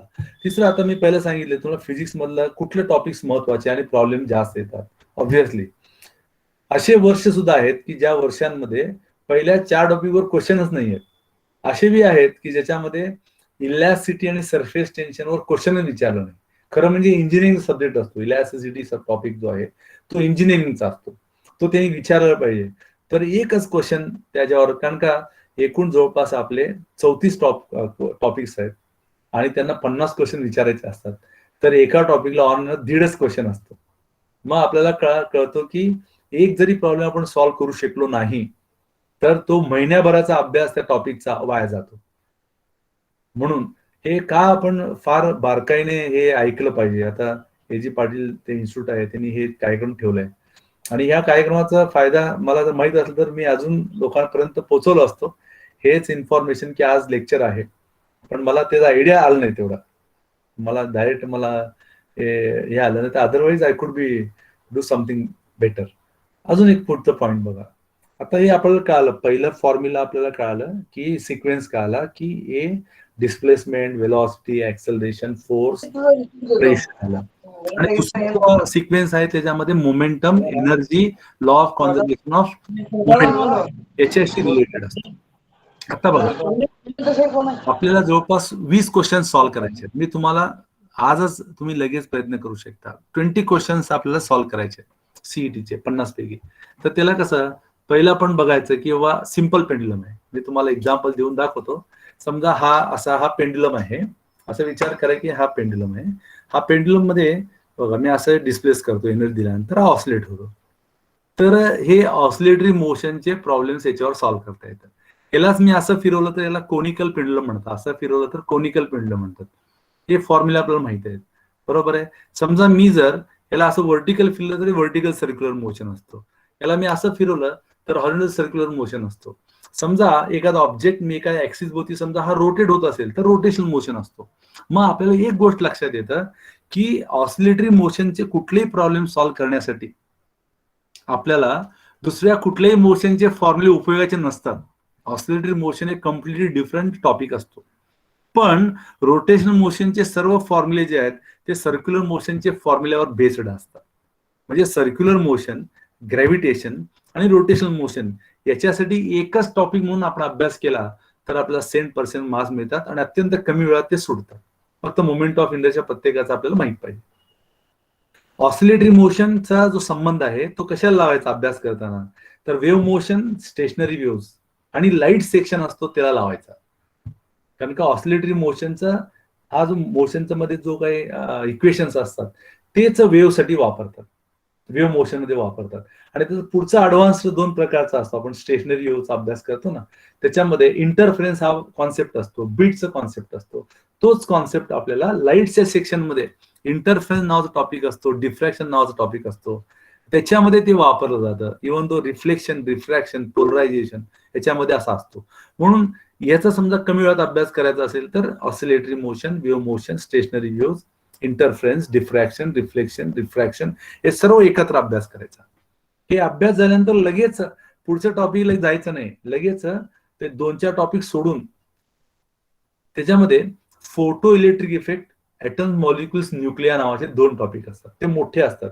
एकाला जवळपास 6% मार्क्स सांगितले, एकाला 4% सांगितले, लाईट सेक्शनला जवळपास 6% सांगितले, ऑसिलेटरी मोशनला 8% सांगितले. असं पर्सेंटेज वाईज सीईटी मध्ये डिस्ट्रीब्युशन केले की आम्ही एवढं पर्सेंटेज तुम्हाला वेटेज त्याला दिले सीईटी साठी. तुम्हाला इंटरनेटवर समजा तुम्ही टाईप केला की सिलेबस आणि वेटेज, लगेच सीईटीचं वेटेज तुम्हाला मिळतं किती पर्सेंटला काय काय. मग आता आपल्या लक्षात आलं की हे फोटो इलेक्ट्रिक इफेक्ट हे लाईटची कन्सर्न आहे. ऍटम, मॉलिक्युल, न्यूक्लियामध्ये त्याचे आन्सर चेंजेस होत नाही. त्यामध्ये लायमन सिरीज आहे, बामर आहे, ब्रॅकेट आहे, पी फंड आहे. हे सर्व जे सिरीज मध्ये तुम्ही बघू शकता त्यामध्ये तुम्हाला त्याचे व्हॅल्यू चेंजच होत नाहीत, अजिबात चेंज होत नाहीत. त्यामुळे ते रेडीमेड आपल्याला मिळतं, लगेच टिकमार्क करता येतो. आणि फोटो इलेक्ट्रिक इफेक्ट मध्ये कधी कॅल्क्युलेशन करायचंच नसतं, कारण का एवढा अवघड फॉर्म्युला असतो. ते 10चे पॉवर 31-32 मध्ये ज्यूल्स मध्ये त्याचे व्हॅल्यूज असतात आणि हे स्क्वेअर रूट मध्ये असतं त्याच्यातलं. तर ते न सॉल्व्ह करता सुद्धा सॉल्व्ह करायचं, ते प्रॅक्टिस करायचं. त्याच्यामध्ये एकच फॉर्म्युला असतो, कारण का ज्याला ज्याला नोबेल प्राइज मिळालेला आहे त्याच्यात चेंज करता येत नाही. आपण नोटबुक करायचं आहे, ज्या ज्या इक्वेशनला नोबेल प्राइज मिळालेला आहे त्याच्यात चेंजेस होत नसतात. ज्याच्यात चेंजेस होत नसतात ना ते आपण लिहून ठेवायचं आणि त्याचे जे उत्तर असतात त्याला नजर टाकायचं, संपलं. आणि एकच फॉर्म्युला, त्याला फॉर्म्युलेशन करता येत नाही. नोबेल प्राइज मिळालेल्या इक्वेशनला फॉर्म्युलेशन आपण करत नसतो. फॉर्म्युलेशन फक्त मेकॅनिक्स मध्ये फार तर आपण करतो. जर काही इलेक्ट्रोस्टॅटिक आणि करंट रिलेटेड अभ्यास करू लागलो तर त्याच्यामध्ये सिच्युएशन बघायचे. फॉर्म्युला ओम्स लॉ कधी बदलत नसतो, सिरीज पॅरल करंट कधी बदलत नसतो, किर्चॉफ लॉज कधी बदलत, हे सोपे असतात लॉज असतात, फक्त सिच्युएशन वेगळे असतात. आणि आपण उगं बॉक्सेस घेऊन लांब लांब असं उगं एक्झामला असं सॉल्व्ह नाही करायचं. एक्झामला तसं कधी येत नसते. एक्झामला फक्त एक सिम्पल सर्किट असतो आणि एक कॉम्प्लिकेटेड सर्किट असतो. आणि कॉम्प्लिकेटेड सर्किट म्हणल्यानंतर त्याच्यात मॅक्झिमम कसं असतं की दोन त्याला जंक्शन्स असलेलेच प्रॉब्लेम ते विचारतात. उगा डबे खोके असं बाजूला रेजिस्टन्स इकडं ते सराला येतं म्हणून ते काय करतात विद्यार्थ्यांना 80% कोचिंग क्लास समजा काय करतात, पैसे तर मिळतात तुमचे, मग काय अवघड शिकवा, सिलेबसचं थोडं बाहेर शिकवलं की मुलाला वाटतं की आम्हाला येत नाही, तो दबकून असतो. आणि आपण कॉलेजमध्ये सुद्धा शिक्षक तसंच करतो, हो चला.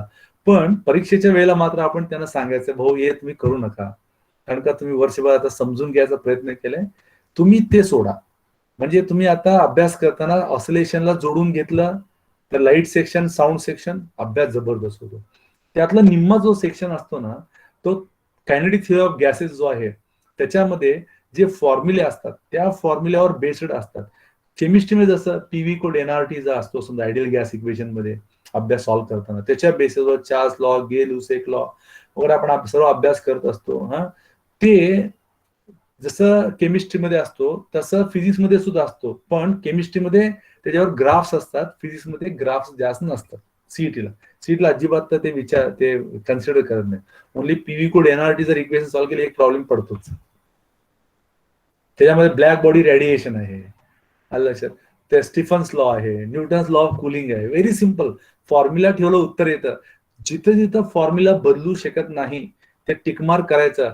ते 80% क्वेश्चन तुम्हाला सहज मिळवतात. 30 क्वेश्चन्स यू कुड सॉल्व्ह आउट ऑफ 50. राहिले 20 मध्ये बदलणारे आपण बघू शकतो. You can do it. So मग आता बघा, तर लाईट सेक्शनचा आपण अभ्यास करणार आहे.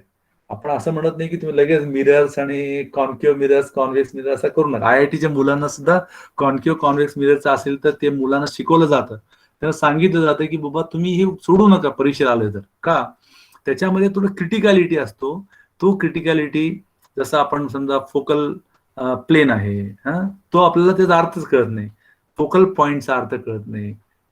या गोष्टी आपल्याला रेडियस ऑफ कर्वेचर काढायचा आहे फोकल लेंथवर, फॉर्म्युला माहित असतो, पण तुम्ही जे आयडिया असतो त्याच्यामध्ये जे इमेज मिळतं त्याचं लहान मोठे इमेज त्याच्यावर क्वेश्चन्स असतात. तुम्ही उत्तर जे काढता त्याच्यावर नसतं आणि कुठे इमेज फॉर्म होणार ते असतो. So it is little be difficult. म्हणून जनरली काय करतो, मिरर्स वगैरे असेल तर थोडं बाजूला ठेवायला सांगतो आपण. सहज रिफ्लेक्शन, रिफ्रॅक्शन वरचे प्रॉब्लेम्स, पोलरायझेशन सर्वात सोपं असतं. एक आणि एकच फॉर्म्युला त्याच्यावर असतो, तो त्याच्यावर बेस्ड स्नेल्स लॉ ऍड केलं ना तो प्रॉब्लेम्स आपल्याला सॉल्व्ह करता येतो. It is very simple. Hardly तुम्हाला एक 25 फॉर्म्युलेज जे अवघड प्रॉब्लेमचे पुस्तकाच्या शेवटी एक दिवस बसून थोडासा ओव्हरव्ह्यू घेतला तर आपल्याला तो टिक मार्क करता येतो. अजून एक महत्वाचा पॉईंट सांगतो तुम्हाला.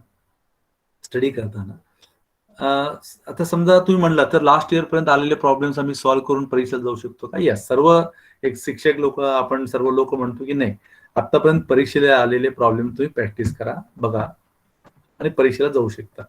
पण आतापर्यंत माझा असा अनुभव आहे की सीईटीच्या परीक्षेला एक्झामिनरला एक असं दिलेलं आहे की एकदा विचारलेला प्रश्न पुन्हा विचारायचा नाही. तर दुसरा असं इन्स्ट्रक्शन दिलेलं आहे की पुस्तकाच्या शेवटी असलेले प्रश्न तुम्ही पुन्हा विचारायचा नाही. त्यांना दिलेलं इन्स्ट्रक्शन की तुम्ही स्वतः प्रॉब्लेम तयार करायचा. तर हे शिक्षक लोकांना 90% इन्स्ट्रक्शन ते फॉलो करतात, 10% त्यांना फॉलो करू शकत नाहीत. कारण का काही टॉपिक वरचे प्रॉब्लेम ते स्वतः तयार करू शकत नाहीत, कारण का त्याच्यात थोडं मिस्टेक झालं तर गदारोळ उडतो आणि मग पेपरबाजी होते, म्हणून ते घाबरतात. ते काय करतात, मग ते क्वेश्चन असे तसे टाकतात, त्याच्यामध्ये कुठल्याही प्रकारचा चेंज करत नाहीत. आता आपण बघतो सर्क्युलर मोशन टॉपिक आहे. सेंट्रिपिटल फोर्स हा त्याचा बेस असतो. तर निश्चित क्वेश्चन ते विचारतं, त्याच्यावर विचार लागतं. दुसरा असतो इनर्शियल आणि non inertial frame of reference. असं का? सेंट्रिपिटल फोर्स म्हणजे सेंट्रिफ्युगल फोर्स जो अभ्यास असतो तो नॉन इनर्शियल फ्रेम ऑफ रेफरन्सचा अभ्यास असतो. त्याच्यावर एक क्वेश्चन असतो. ग्रॅव्हिटेशन जर घेतला तर एस्केप व्हेलॉसिटी, कारण का आपण मोठमोठे आता सध्या सॅटेलाइट इंडिया जो आहे त्याचा एक स्टेटस वेगळा आहे. तर ग्रॅव्हिटेशन टॉपिकवर क्वेश्चन असतातच. एस्केप व्हेलॉसिटी असतो, क्रिटिकल व्हेलॉसिटी असतो, याच्यावर क्वेश्चन्स असतात. स्मॉल जी आता जुनं झालं, त्याच्यावर फार काही क्वेश्चन्स नसतात.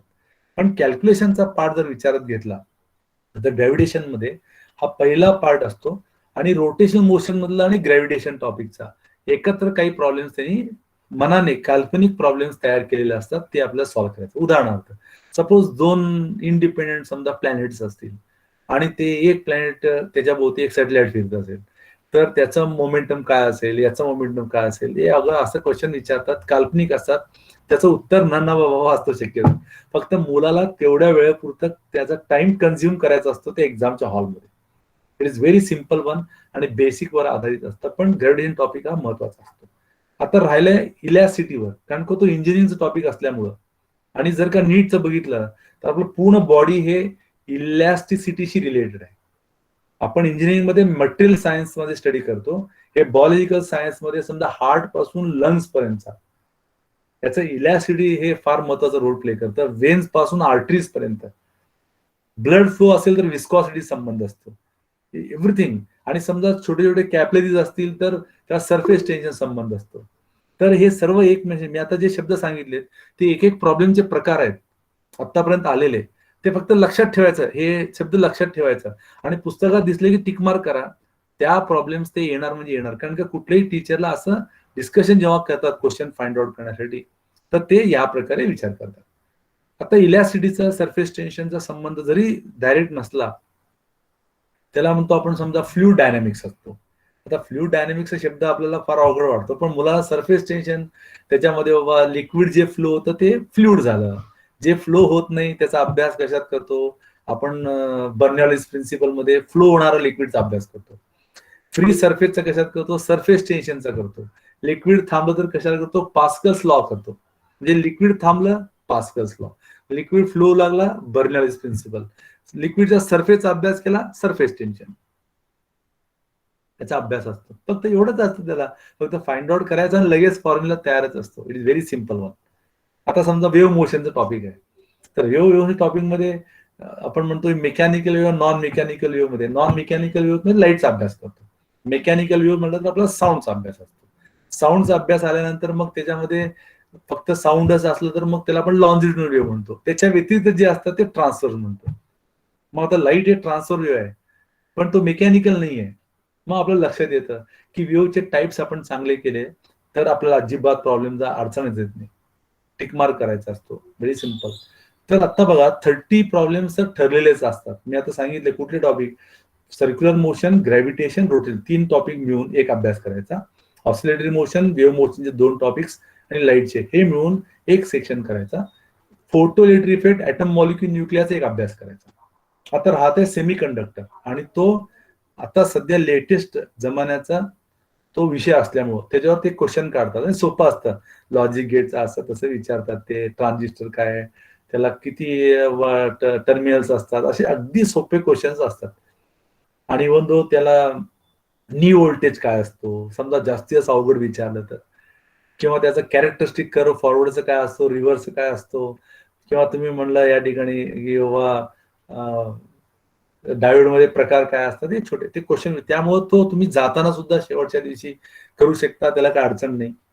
मग आता मध्ये जो आहे तो current, electricity, electrostatics, magnetism, magnetic effect of electric current, electromagnetic induction, हे 5 टॉपिकचा एक बंच असतो. इलेक्ट्रोस्टॅटिक त्याच्यात बसत नाही, पण क्वेश्चन्स मात्र इलेक्ट्रोस्टॅटिक वर विचारतात आणि ते कंडेन्सर कॅपॅसिटरच्या ऍप्लिकेशनवर विचारतात आणि बेसिक विचारतात ते आपल्याला ह्या ठिकाणी कुलम्स लॉच्या बेसिस. दुसरं त्याच्यात जास्त नाही. पूर्वी कसं होतं बाबा लई कंडेन्सर जोडले, पॅरल जोडले, सिरीज जोडले, किती व्होल्टेज, किती करंट आहे, किती पोटेन्शियल असतो, पोटेन डिफरन्स कसा असणार आहे, आणि मग आपण म्हणतो किंवा ते कंडेन्सर चार्ज केला आणि बॅटरी काढून घेतला, मग समजा त्याचे नंबर ऑफ चार्जेस काय होतील, व्होल्टेज काय होईल, एनर्जी काय होतं, असे 5-5 क्वेश्चनचे 10 असतात. ते ठरलेले असतात, त्याचं काही चेंज होत नसतं. मग इलेक्ट्रोडायनेमिक्स मध्ये अभ्यास करताना कसं करायचं, हे 5 टॉपिकचा अभ्यास करताना, तर त्याचे काही कुलम्स लॉ आहे समजा इलेक्ट्रोस्टॅटिक मधला, सेम तसंच बायोट सर्व्हर्स लॉ असतो आणि सेम तसंच मॅग्नेटिझम साठी असतं.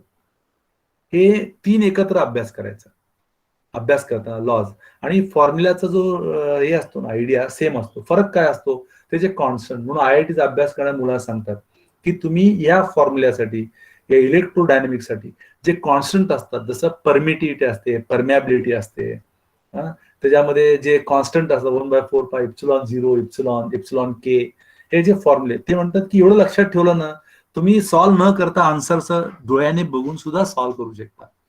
तर त्यासाठी तुम्ही तो अभ्यास करायचा.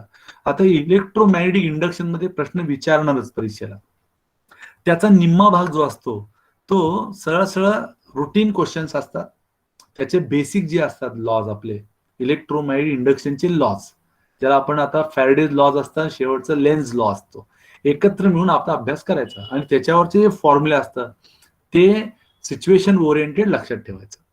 त्याचा पुढचा जो असतो ना, तो सगळं कंडेन्सर, रेझिस्टर, म्हणजे कॅपॅसिटर, रेझिस्टर, इंडक्टर याच्याशी असतो. मग पॅरल सिरीज रेझोनन्स सर्किट्स असतात, त्याच्यामध्ये ग्राफ्स असतात.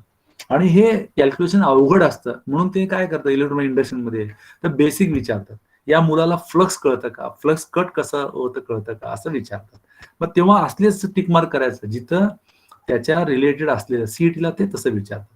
जर का जेईला तुम्ही असलात तर ते कसं विचारणार, त्याने असं कन्सिडर करतं की तुम्हाला कंडेन्सर काय काम करतं माहितीये, पण त्याला इंटिग्रेशन जो मॅथमॅटिक्स मधला आहे तो ऍड करून त्याने विचारतात की तो टाइम किती लागतो स्टोअर करण्यासाठी, डिस्चार्ज होण्यासाठी किती लागतो. तर तो जो थोडासा हायर लेवलचा प्रॉब्लेम मध्ये मोडतो. पण आपल्याला तसं सीडला प्रॉब्लेम तसे नसतात. तुम्ही फक्त मोजून त्या आठवड्यामध्ये सीडीचा अभ्यास पक्क करू शकता. पहिल्यांदा तुम्ही नको असलेलं पार्ट काढून टाका. जेवढं अवघड आहे तेवढं 300-400 प्रॉब्लेम बाजूला ठेवा. त्या 300-400 प्रॉब्लेम मध्ये सिच्युएशन्स बघा आणि मग डिवाइड करा. फार टफ वाटणारा जर पार्ट काढून ठेवला तर निश्चितच तुम्हाला 50 पैकी 40 क्वेश्चन सॉल्व्ह करतात आणि बरोबर येतात. का तर सीईटीचे क्वेश्चन मध्ये कन्सेप्च्युअल क्वेश्चनला ऑप्शन जवळ असतात, पण प्रॉब्लेमला मात्र लई त्यांच्यात अंतर असतो. कोणी माणूस ओळखू शकते की हे उत्तर होऊ शकत नाही, एवढं त्याच्यामध्ये असतो. तर मग आता पुस्तक सिलेक्शन मध्ये, आणि दुसरी गोष्ट, फॉर्म्युला पाठांतर नाही करायचा. एवढे प्रॉब्लेम सॉल्व्ह करायचे की फॉर्म्युला पाठ व्हायला पाहिजे. लोक सांगतात की शेवट दिवशी फॉर्म्युला पाठ करा. जे मुलगा वर्षभर प्रॉब्लेम सॉल्व्ह करत नाही तो मुलगा वर्षा शेवटी फॉर्म्युले पाठ करतो. पण एवढे प्रॉब्लेम तुम्ही बघा की तुम्हाला फॉर्म्युला पाठ व्हायला पाहिजे, तरच 45 सेकंदामध्ये तुमचा सुटतो. फॉर्म्युला पाठ करून नव्हे, प्रॉब्लेम सॉल्व्ह करून करून फॉर्म्युला ज्याला पाठ होतो त्याचा पेपर पूर्ण सुटतो. हा त्याचा महत्वाचा भाग आहे. आता बायोलॉजी केमिस्ट्रीचा विचार केला तर ते शिक्षक तुम्हाला जे करून घेतात त्याच्यावरचे क्वेश्चन येतात. आता आपण इंजिनिअरिंगचं सगळं सीईटीचा विचार केलो तर 3 विषयाचा अभ्यासमध्ये केमिस्ट्रीला फार पाठांतर लागतो. त्यासाठी थोडंसं रिलॅक्सेशन, मेडिटेशन आम्ही जे वर्गात मुलांना शिकवतो, आमचे टॉपर सर्व लोकांना 14 तास अभ्यास करतात. त्या लोकांना बसून मी मेडिटेशन शिकवलेलं आहे, कारण का त्यांचं स्ट्रेंथ वाढायला पाहिजे, त्याचं मेमरी लॉस व्हायला नाही पाहिजे. हा भाग नाहीये की तो कोणाचा मुलगा आहे. आपला मुलगा असेल तर आपण कशी काळजी घेतो तसं आपल्याला आपल्या विद्यार्थ्याचं काळजी घ्यावं लागतं. या उद्देशाने मी तुम्हाला सांगतो की हे कुठलं रिलिजन संबंध नसतो, की आपलं डोक्याला शांत ठेवणे आणि मग मग पुन्हा अभ्यास करणे. कारण का आजची परीक्षा माणसाला पूर्ण एक डिप्रेशन मध्ये सुद्धा नेऊन जाऊ शकतं, जरी तेवढं त्या परीक्षेला किंमत नसलं तरी सुद्धा. तर याच्यामध्ये जे ट्रिक्स सांगितले तुम्हाला, टॉपिकचं डिवायडेशन सांगितलं, क्वेश्चन कसे बरोबर घ्यायचे ते सांगितलं.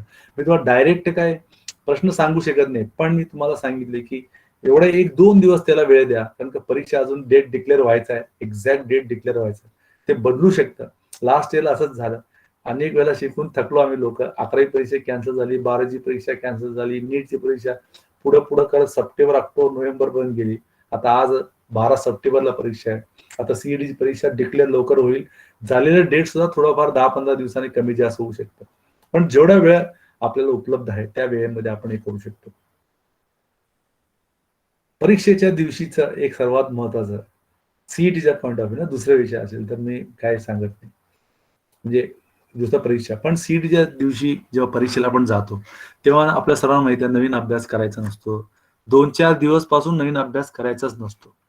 मुलांना आम्ही स्ट्रिक्टली सांगितलेलं असतं 3 days before you are not suppose to new material, you are not suppose to go through new material. तुम्ही जे अभ्यास केलंय त्याच्याने तुम्ही भरपूर मार्क मिळवू शकता, पण नवीन एखादी गोष्ट शेवटच्या वेळेस शिकवायला घेतला तर तो अडथळा ठरतो. Memory is nothing but the recalling and how you are going to put your information in the particular compartment and how you are going to produce in it in your brain, that is very important. आपल्या डोक्यामध्ये कप्पे कसे तयार करतात त्याच्यावरून ती वस्तू लवकर बाहेर काढता येते, त्याला मेमरी असं म्हणतात. म्हणून आपण कप्पे तयार करतो ना, असं पेन्सिल, खोड, रबर, हे ठेवताना व्यवस्थित ठेवलं तर काढताना लगेच सापडतं. एका ड्रॉवर मध्ये सर्व टाकून दिलं आणि परीक्षेत जायचं आहे तर असे पेन्सिल सापडण्यासाठी शोधावं लागतं तुम्हाला. तसं डोक्यात ठेवायचं आहे तर कंपार्टमेंट करायला आपल्याला वेळ आहे. तर योग्य प्रकारे माइंड मॅप्स तयार करायचं. मी जे टॉपिकचे तुम्हाला ग्रुप सांगितलेले आहेत, वर्षानुवर्ष शिकून झाल्यानंतर मी तुम्हाला एक ग्रुप सांगितले, तर त्याचं माइंड मॅप तयार करा. आणि प्रॉब्लेम जे असतात, तुम्ही जे 12वीला सॉल्व्ह केलेले प्रॉब्लेम्स आहेत वहीमधले, ते परीक्षेला येणार नाहीत, हे पक्क लक्षात ठेवा. पण धड्याकाळचे जे प्रॉब्लेम सॉल्व्ह केलेले आहेत त्याचा जो काही क्वेश्चनचं ठेवण आहे त्याच्यामधले जे बेसिक कॉन्सेप्टला अंडरलाईन करा, त्याच्यावरचे प्रॉब्लेम शोधा. आणि सॉल्व्ड प्रॉब्लेम्स अगोदर कुठल्या आपल्या पुस्तकात असतील तर ते नाही विचारणार, ते वेगळ्या प्रकारे विचारतात. 2 स्टेप मधले प्रॉब्लेम्स 28 क्वेश्चन्स असतात, 3 स्टेप मधले प्रॉब्लेम्स 3 असतात फक्त, आणि उरलेले सर्व प्रॉब्लेम सॉल्व्ह न करता सोडवायचे असतात. म्हणजे 35 प्रॉब्लेम्स हे सॉल्व्ह करून 15 प्रॉब्लेम न सॉल्व्ह करता सोडवायचे असतात. तर हे शोध बघितलं आपण की बाबा लय लांब लचक पानभर आहे बाबा सोल्युशन, म्हणून मी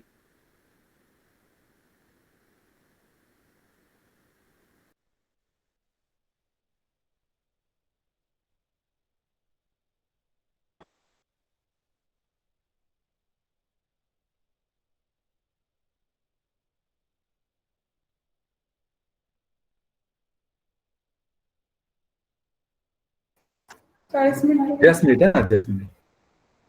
माझ्याकडे लाईट गेलेला आहे तर आपण इथं थांबूया. Okay sir. मला जवळपास संपत आलेलंच होतं आणि लाईट्स गेलेत माझ्याकडे, पण तुम्हाला मी दिसतोय, आवाज येतोय माझा?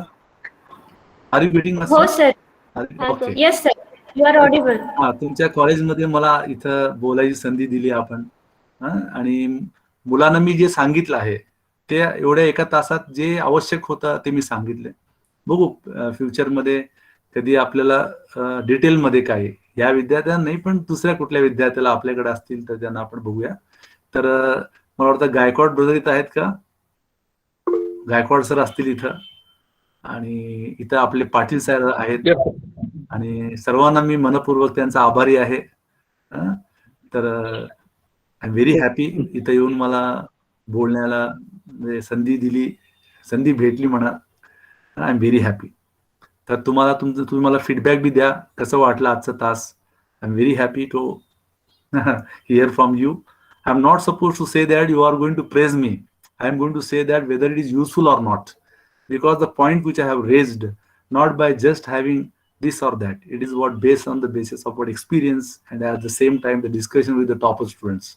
So I'm very happy. Thanks once again. You have given me an opportunity to discuss with the students, and again I am expecting the same from you and in other context also. In your engineering college, suppose if you have any meditation sessions, so I will be definitely available. So thank you once again. Thank you. मी थांबतो इथं. काही questions असतील तर मला विचारू शकता. धन्यवाद sir. Okay. विद्यार्थ्यांना काही प्रश्न असतील त्यांनी चॅट बॉक्स मध्ये विचारावे किंवा अनम्यूट करून विचारावे. बॅड विचार तर बेस्ट होईल.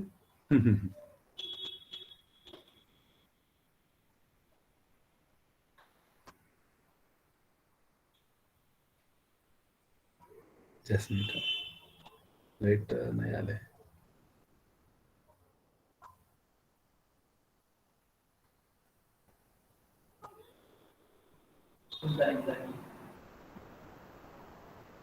तर विचारू शकतो.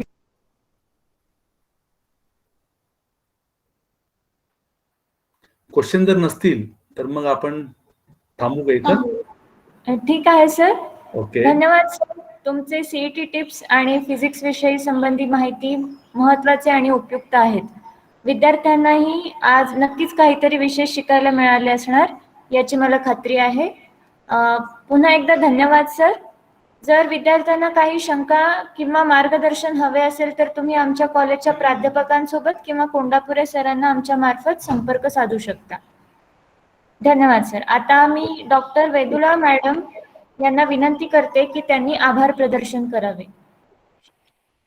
Thank you madam.